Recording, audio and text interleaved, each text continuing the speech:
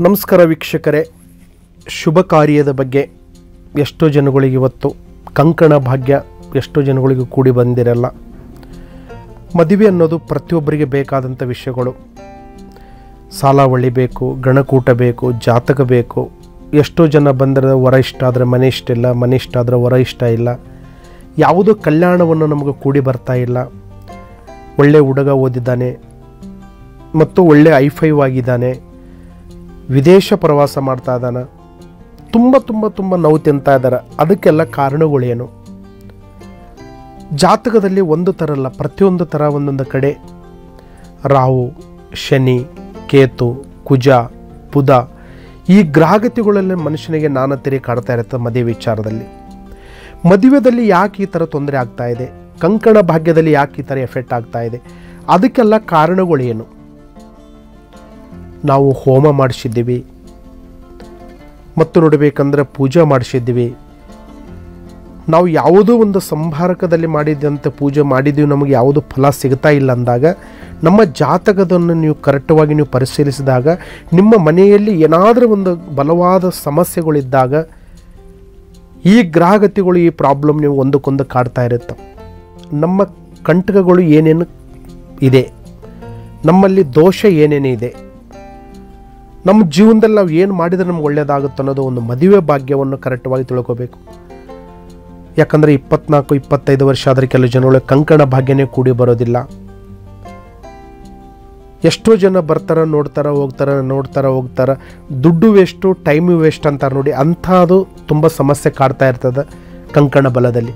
ಆ ಕಂಕಣದ ಬಲದಲ್ಲಿ ಇವ್ರಿಗೆ ಏನು ಗ್ರಹಗಳಿದೆ, ಎದರಿಂದ ಅವರಿಗೆ ಟೈಮ್ ವೇಸ್ಟ್ ಆಗ್ತಾ ಇದೆ.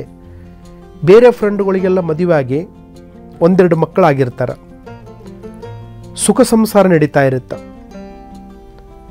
ಇವರು ಅದೇ ರೂಟಲ್ಲಿ ಹೋದರೆ ಯಾವುದು ನಡೆಯಲ್ಲ. ಅದು ಹೇಳ್ತಾರೆ ನೋಡಿ, ಒಂದು ಪ್ರಾಬ್ಲಮ್ ಸಾಲ್ವ್ ಆದರೆ ಇನ್ನೊಂದು ಪ್ರಾಬ್ಲಮ್ ವೇಟಿಂಗ್ ಲಿಸ್ಟಲ್ಲಿ ಕಾಯ್ತಾ ಇರ್ತಂತಾರೆ ನೋಡಿ. ಅಂಥ ಪ್ರಶ್ನೆಯನ್ನು ತುಂಬ ಕಾಡ್ತಾ ಇರುತ್ತೆ.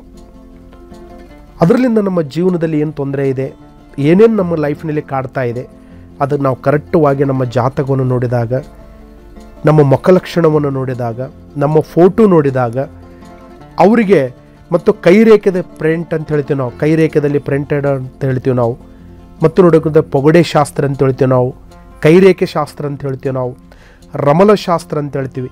ಈ ಥರ ಜಾತಕದಲ್ಲಿ ನಾನಾ ತೆರೆ ಒಂದು ಜಾತಕದಲ್ಲಿ ಶಾಸ್ತ್ರ ಇದೆ. ಈ ಶಾಸ್ತ್ರದ ಬಗ್ಗೆವನ್ನು ನಾವು ಕರೆಕ್ಟಾಗಿ ತಿಳ್ಕೋಬೇಕು. ನಾವು ತಿಳ್ಕೊಂಡಿದ್ದು ನಿಜವಾಗಿದ್ದರೆ ನಮಗೆ ಕಂಕಣ ಬಲ, ಕಣ್ಣು ಮುಚ್ಚಿ ಕಣ್ಣು ತೆಗೆಟಿಗೆ ನಮಗೆ 3 ತಿಂಗಳಲ್ಲಿ 6 ತಿಂಗಳಲ್ಲಿ ಒಂದು ವೀಕ್ 2 ವೀಕ್ ಒಳಗಡೆ ನಮಗೆ ಸೆಟ್ ಆಗೋಂಥ ಒಂದು ಮಾರ್ಗದರ್ಶನ ಇರುತ್ತೆ. ಆ ಮಾರ್ಗದರ್ಶನವನ್ನು ನಾವು ಕರೆಕ್ಟ್ ಪ್ಲಾನ್ ಮಾಡ್ಕೋಬೇಕು. ಪ್ಲಾನ್ ಮಾಡಿದರೆ ನಿಮಗೆ ಖಂಡಿತವಾಗಿ ಒಳ್ಳೆಯದಾಗುತ್ತೆ ಅನ್ನೋದೊಂದು ಮಾರ್ಗದರ್ಶನ. ನಮ್ಮಲ್ಲಿ ಮನೇಲಿ ಏನೋ ದೋಷ ಇಟ್ಟುಕೊಂಡು, ಜಾತಕದಲ್ಲಿ ಏನೋ ದೋಷ ಇಟ್ಟುಕೊಂಡು ನಾವು ಪ್ರತಿಯೊಂದು ಖಾಲಿ ಪೂಜಾ ಹೋಮ ಅವನ ಪೂಜಾ ಹೋಮನ ಮಾಡಿದರೂ ಹೋಗೋದಿಲ್ಲ. ಅವನ ಪೂಜೆನೇ ಬೇರೆ, ಜಾತಕದಲ್ಲಿ ಅದರಲ್ಲಿ ಏನಿದೆ ಅದು ಹೇಳ್ತೇನೆ ನೋಡು. ಜಾತಕದಲ್ಲಿ ಕರೆಕ್ಟಾಗಿ ಪರಿಶೀಲಿಸಿದಾಗ, ಮನೆ ಜಾಗದಲ್ಲಿ ನೋಡಿದಾಗನೇ ಲೈಫ್ ಬಗ್ಗೆ ಗೊತ್ತಾಗೋದು. ಕಂಕಣ ಬಲ ಕರೆಕ್ಟ್ ಕೂಡಬೇಕಾದ್ರೆ, ನಿಮ್ಮಿಬ್ಬರದು ಸಾಲಾವಳಿ ಕೂಡಬೇಕಾದ್ರೆ ನಿಮ್ಮ ಜಾತಕವನ್ನು ನೋಡಬೇಕು, ನಿಮ್ಮ ಮುಖ ಲಕ್ಷಣವನ್ನು ನೋಡಬೇಕು, ನಿಮ್ಮ ಹಸ್ತರೇಖೆಯನ್ನು ನೋಡಬೇಕು.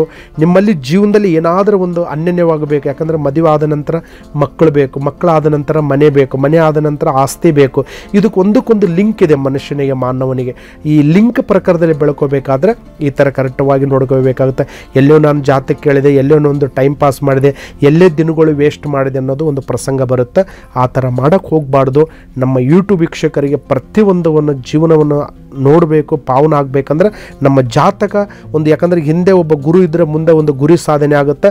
ಗುರು ಇಲ್ಲಾಂದರೆ ಗುರಿ ಸಾಧನೆ ಮಾಡೋಕ್ಕೆ ಸಾಧ್ಯ ಇಲ್ಲ. ಅದಕ್ಕೆ ಪರಿಹಾರ ತಗೊಳ್ಳೋಕೆ ಒಂದು ಅವಕಾಶ ಮಾಡ್ಕೊಳ್ಳಿ, ಖಂಡಿತ ಒಳ್ಳೆಯದಾಗುತ್ತೆ ಅಂತ ಹೇಳ್ಬೋದು.